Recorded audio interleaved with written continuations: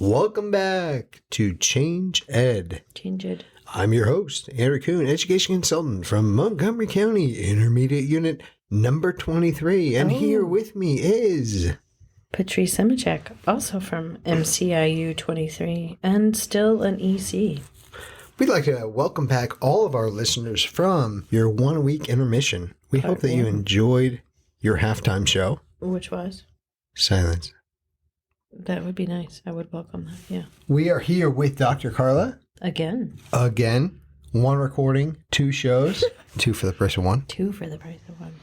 It was so good. Here's the thing about recording with Carla is that we went off on 14 tangents that were all kind of related, but fabulous. So we couldn't really cut too much out because it was kind of awesome the whole time. We felt very fortunate to have her in our space and to be around like-minded people that also stretch us at the same time. My favorite part of the last one was when Carla and I were talking for a solid 15 minutes and you were just there. That was my favorite part. And cut.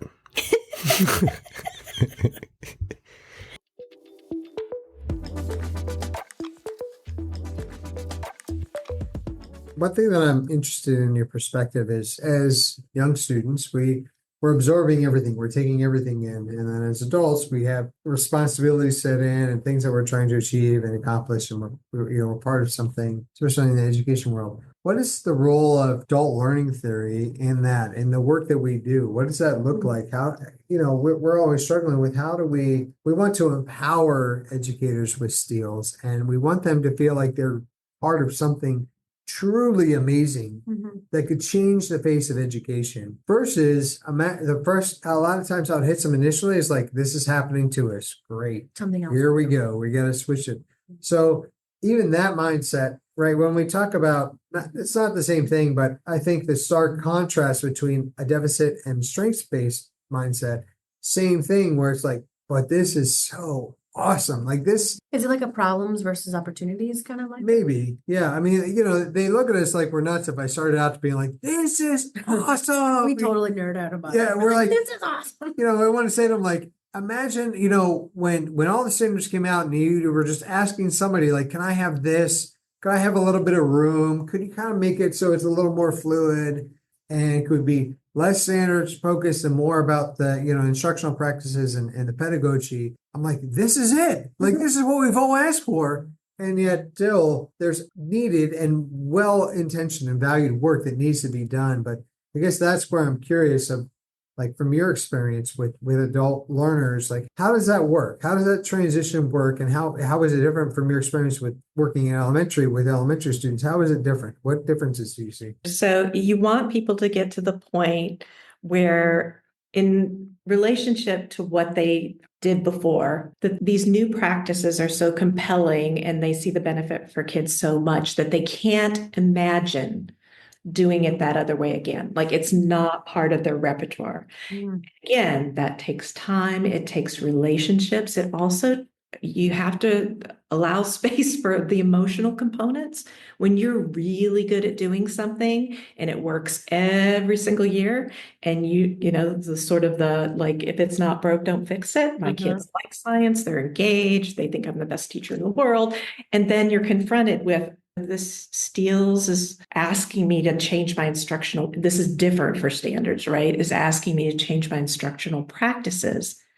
So kids can be more engaged. So kids driven by phenomena pulls on their own interests and their curiosity, their innate curiosity. So that takes time. And the way that I've approached it before, and some of my peers, where I've really seen that transformation take place, and transformative learning as a framework for adult learning has been helpful in seeing this and understanding it. But having teachers examine their own practice as part of professional learning, so practitioner inquiry, where they really spell out this thing that I'm working on with you as whoever's doing the support roles, that is different than what I'm doing now. And so what do I need to understand about it to make sense of it and weigh it against, right? And then doing that like you do alongside side teachers, like sometimes co-planning, co-teaching, debriefing with them and debriefing in a community of other people who are part of these partnerships. And then bringing in, so right now, pre-service teachers work with us, they get exposed to all of this, and socialization wise, they go out into schools, they're placed with someone who maybe doesn't teach science at all during the school day. They don't have opportunities to kind of see what these things look like in practice. And so when those images of practice, these considerations that are focused for elementary teachers on the kids, right? How can I support my kids in sense making?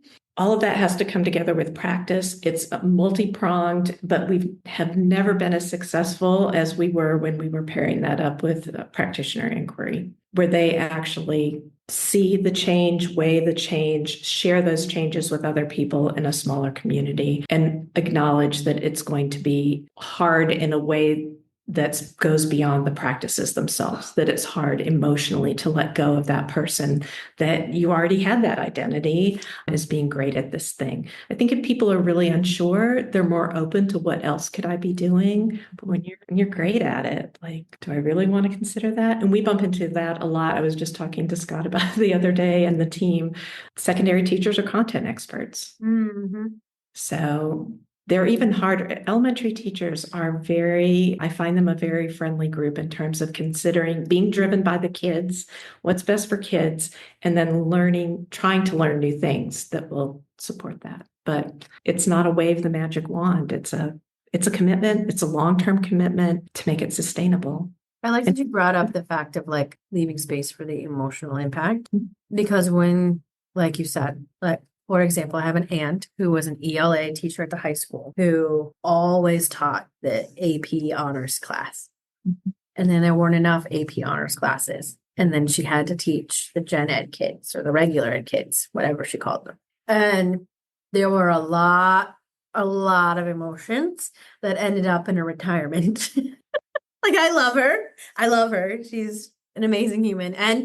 And the people that I know that had her as a student will say to you, I'm a different writer because of her standards and whatever. So I think if she had been given an opportunity to have the feels and to work through the feels, she would have actually really enjoyed that different group of people. But I like that you're mentioning that we need to leave space for that, because that is I honestly think anytime, and I've seen it with like other curriculum rollouts, even within math, right? I've done a lot of work in math, and when someone goes from everyday math to goal math or whatever they're moving to, if you've really got everyday math down and it works and you love the cyclical nature of it and all these other things, and you switch to a new program that doesn't have those pieces, part of your identity goes away. It's a hard pill to swallow. So I can imagine, because I started this role before the shift to the Common Core, so I didn't feel that as a teacher myself. I can't imagine having a major shift for like Common Core and then 10 years later having another major shift when it comes to steels, and what does that do to your identity as a teacher? So I appreciate that you mentioned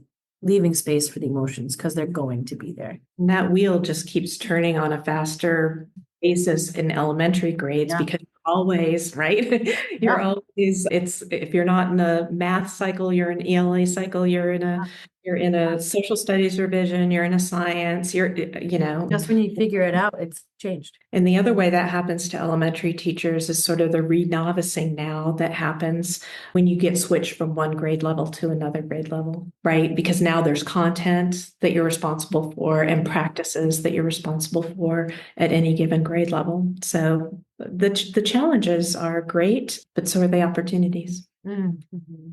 Yeah, I think the one thing that stands out to me is that time looks different and that reflection looks different. So I think as teachers and as adult learners, that there are things where we're like, well, we're going to put a pin in that. As you say, make room for it. We're going to put a pin in that, and I'm going to come back to it. Learning the value of time, that we don't have to make a decision immediately. where in the classroom, we have a limited amount of time. So very often your reflection might be like a guided reflection or a facilitated reflection, because it's like we've got to move you, right? Like I need you to be from third grade to getting you ready to go into fifth grade in that fourth grade year. So I need to be able to help you move along at a different pace, where for adults, it might be a little bit more, dare I say, inquiry based, where, okay, I've heard this. Let me actually look into it. Or I come across another article and I can, open, I love that terminology, open space, create space to have that. That actually reminded me of a book that we've read, which is The Infinite Game by Simon Sinek. And really, I think that you can see it change. And basically, the Infinite Game talks about a finite game, which is for a set period of time, which we'd think about. A great example would be sports. When we're watching a sport, it has a beginning and it has a defined end. And we can see that all play out, where an infinite game goes on, and it's something that you continue to grow and build. And I think what happens is that when we are young students, and I'm going to just call it organized education, we are in a finite game, right? You have a beginning to a school year, you have an end to a school year, and then you have a summer where you forget it all, and then we start all over again. But as adults, we end up entering into an infinite game. And from my perspective, that's when that time starts to change, because even if someone presents to you a counter argument, again, you don't have to solve that in that moment. You don't even have to solve it within that year. It's something that you can consider and can contemplate. And really, in this whole scenario, what we're asking them is to possibly change their practice, possibly change their professional identity, how they consider themselves, how they value themselves, and even make space to say, is there a different way? Is there possibly a better way? There, on anything that we do, change. What do they say? Change is the only constant. Mm-hmm. But anything, when anything that changes, there's the positive and the negative. So we have to work through that. So it's, really it's helping to empower educators to see that, like, we are going to continue changing. The world is changing. How do we embrace that? But also, like you said, take on this framework that helps to empower us to grow into who we are as individuals. That's, I think, the thing I love about it the most. It's not about we're all going to do it the same way. We're all going to, this is a script that we all have to follow, but we get to be our own individuals. Beautifully put. That's why I'm the host, Carla. The best host. And that's right. The best host. Thank not you, the Carla. best host. You're welcome Yeah, anytime. We have definitive proof that I am the best. Yeah. We've done our research. Biased. Have you know? It is completely unbiased and not only by my family. Carla, we're gonna wind it down. We usually like to offer to our guests, and we of course want to extend this to you, a second to last final thought for the conversation we had. If there's something that you, Because Andrew has to be the last. yeah, and I also feel like I already gave that, because Carla, she stood up and was applauding when I was done, so it felt Too like bad the Zoom muted out her clap. yeah, nobody saw. I'll add in that effect. But is there anything final thought that you'd like to share? There's so many things, but teaching is a learning profession, and that we need to really embrace that. It's not just teachers and children who are doing the learning, it's us too as we move along, and we do that in partnership with one another, not, again, we learn something and then it's something that we do to teachers so they can do it to kids. In partnership is where we're really going to learn and grow and encounter new perspectives that will push our thinking and get us to do some reconsidering of the things that we do, why we do them, and if there are other ways to do them that are best for the people that we're working with to support them. So, Carla, this has been a very special treat for us, It has. and one that we've been looking forward to since the spring. And I know our schedules have been, ever moving for on both sides. So we're super excited to have the opportunity to talk to you. And this is my closing thought, which actually has everything and nothing to do at all with what we've been talking about. I'm terrified. Which is, this podcast is, for us, almost a professional learning collaborative, where we get to spend that time with individuals that really stretches us, and we get to ask questions that we always want to ask. It's a really unique opportunity, and have amazing discourse and great dialogue with individuals. So the treat is ours because we get to learn more from others and continue to expand ourselves. So we enter into that infinite game for ourselves. It really expands our thinking and continues to allow us to grow, but also challenge what we're thinking. And so it allows us to not feel stagnant, but continue to grow and have millions and millions of fans who turn into us every day to experience that growth. Secret hidden fans. Hey, are we gonna get Simon Sinek to sponsor us? Because you've mentioned Infinite Game like 3 times. Yeah, it's just sponsoring me. Oh. Yeah, I think we could talk. I'll about find that. my own sponsor. Yeah, so I'm getting my best new reads from you two. So Infinite Game is a good one. I also really love David and Goliath. At least I did. yeah, and I thought David and Goliath was a fantastic one. Malcolm Gladwell's. Yeah, very good. I like his. let's find ways to collaborate moving forward. I really, really, really want to find ways to work with the two of you. Please, well, do we have to bring Andrew? I'll leave that up to you, Patrice. The answer is no. Yeah. Well, he can be our driver. He'll be our driver. I heard it was a definite maybe. So. Call the Uber. We need to run. He'll be our driver.